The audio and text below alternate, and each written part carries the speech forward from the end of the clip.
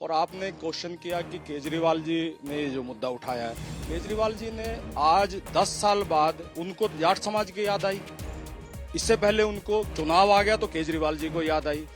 राज्य में सही तरह से काम है, दिल्ली में कोई विकास नहीं हो रहा है, सड़कें टूटी हुई हैं, नालियाँ फैली पड़ी, नौकरी कोई नहीं है, तो युवा तो सबसे ज्यादा नाराज है। युवा के लिए तो कोई स्कीम है ही नहीं किसी प्रकार की, और केजरीवाल जी कथनी करने का फर्क है। राजधानी दिल्ली में जाट समुदाय से आने वाले पहले मुख्यमंत्री साहिब सिंह वर्मा रहे और उसके बाद जैसे ही दिल्ली के मुख्यमंत्री रहे अरविंद केजरीवाल ने जाट समाज के आरक्षण की बात की तो साफ तौर पर यह जाहिर हो गया कि उनकी नजर जाट वोटों पर है। इन सब के बीच आपको बता दूं, नागलोई जाट, किराड़ी, पालम, नरेला, रिठाला, नजफगढ़, बिजवासन, ये वो तमाम इलाके हैं जहां पर जाट समुदाय है और तकरीबन 8 से 10 सीटों पर जाट समुदाय प्रतिनिधित्व भी करता है, डिसाइड भी करता है कि कौन जीतेगा। शायद यही वजह है कि आम आदमी पार्टी की नजर वोटों पर थी। तो साफ तौर पर अगर बीजेपी की बात करें तो पश्चिमी दिल्ली से सांसद कमलजीत सहरावत जाट समुदाय से आती हैं। तो साफ है कि आखिर ये आरक्षण की जो मुद्दा है जो दिल्ली के मुख्यमंत्री रहे अरविंद केजरीवाल ने उठाया वो आखिर है क्या। तो यमुना पार का एक ऐसा इलाका जहां पर जाट समुदाय काफी संख्या में है।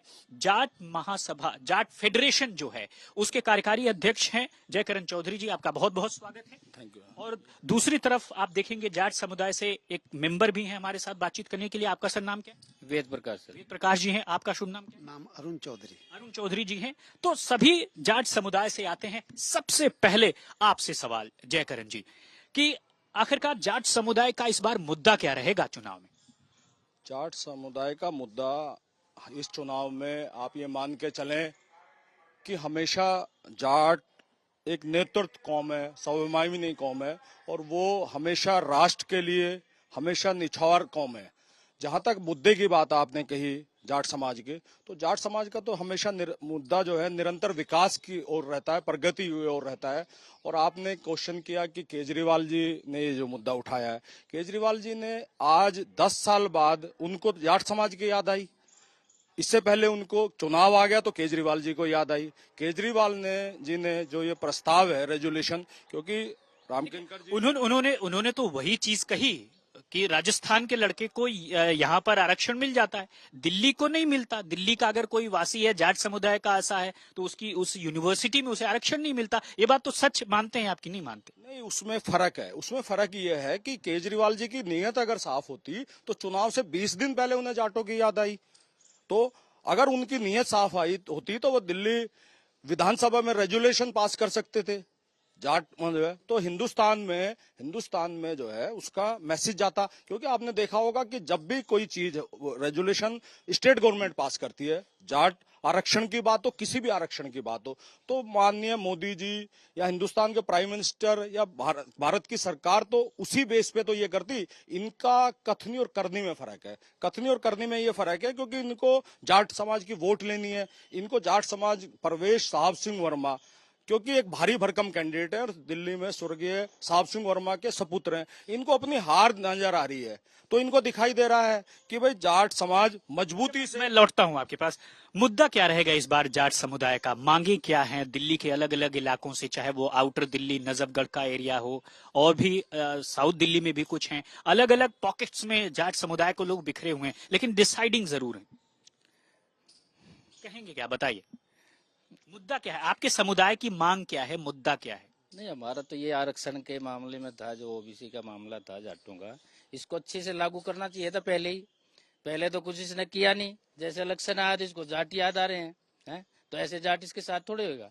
जाट तो अपने हिसाब से काम करेगा। मोदी जी बहुत अच्छा काम करे देश के लिए, तो इसी हिसाब से जाट अपने उसके हिसाब से चलेंगे। अच्छा, आप बताइए अरुण जी कि अमूमन जाट समुदाय की मांग क्या है, क्या मुद्दा रहेगा इस बार दिल्ली विधानसभा में? 2 बार से लगातार तो जाट समुदाय आम आदमी पार्टी को चला गया था।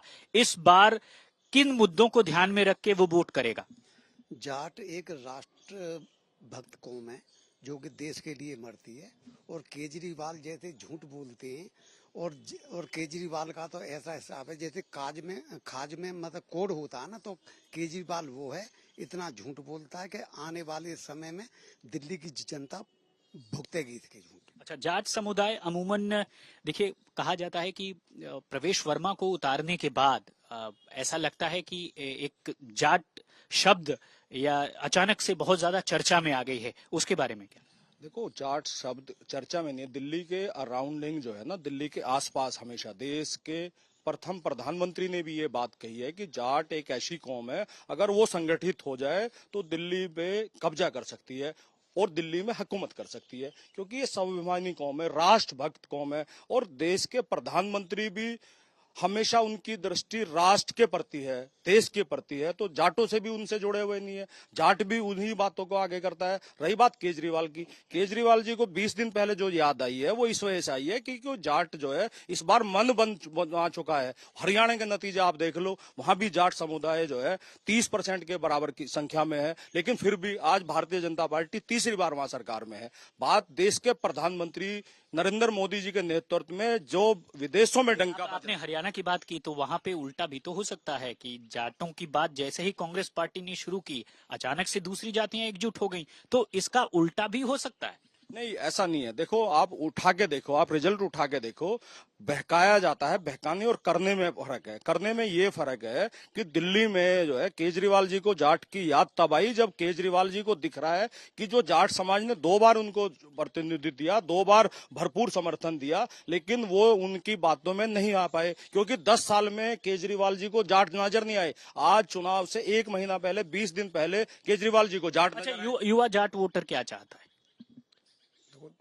राज्य में सही तरह से काम हो। दिल्ली में कोई विकास ही नहीं हो रहा है, सड़कें टूटी हुई हैं, नालियां फैली पड़ी हैं, नौकरी कोई नहीं है, तो युवा तो सबसे ज्यादा नाराज है। युवा के लिए तो कोई स्कीम है ही नहीं किसी प्रकार की भी, और केजरीवाल जी कथनी करने का फर्क है। नहीं तो केजरीवाल ने तो यही मुद्दा उठाया कि भाई युवा अगर दिल्ली का है और उसका एडमिशन अगर दिल्ली यूनिवर्सिटी में हो रहा है तो उसको आरक्षण नहीं मिलता है, राजस्थान के जाट को मिल जाता है। नहीं, केजरीवाल जी को अभी याद आया है? पिछले 10 साल से केजरीवाल जी सो रहे थे क्या? केजरीवाल जी ने 10 साल से कभी सोचा नहीं किसी चीज के बारे में, अब क्यों याद आ रहा है? क्योंकि उन्हें दिख रहा है कि हाँ एक तरफा वोट जा रही है। जब सीट अपने हाथ से निकलती हुई दिख रही है, सरकार अपने हाथ से फिसलती हुई दिख रही है, तो उनको याद आ रहा है कि मेरे को ये भी दे दूं, मैं ये भी दे दूं, ये भी दे दूं। ये सिर्फ लुभावने वाली बात है, केजरीवाल जी करेंगे कुछ नहीं। आप क्या जाट समुदाय, ये मैं आपको बताऊं, बाहरी दिल्ली तो 3 लोकसभा में प्रभावित करता ही करता है। मैं आपको बताना चाहता हूं, आज तक के माध्यम से जाट समाज का प्रतिनिधित्व उत्तर पूर्वी दिल्ली में भी बहुतायत के तौर पर है और ओबीसी समाज में, क्योंकि जाटो भी ओबीसी समाज में है। और पश्चिमी उत्तर प्रदेश से जाट समाज न केवल उत्तर पूर्वी दिल्ली में बल्कि पूर्वी दिल्ली में भी बहुतायत के रूप में और निर्णायक के रूप में है। और मैं आपको विश्वास के साथ कह सकता हूं आज तक के इस चैनल से कि इस बार जाट समाज पूर्ण रूप से राष्ट्र कौम पे, राष्ट्रभक्त पे और देश के विकास पे जाट वोट करेगा।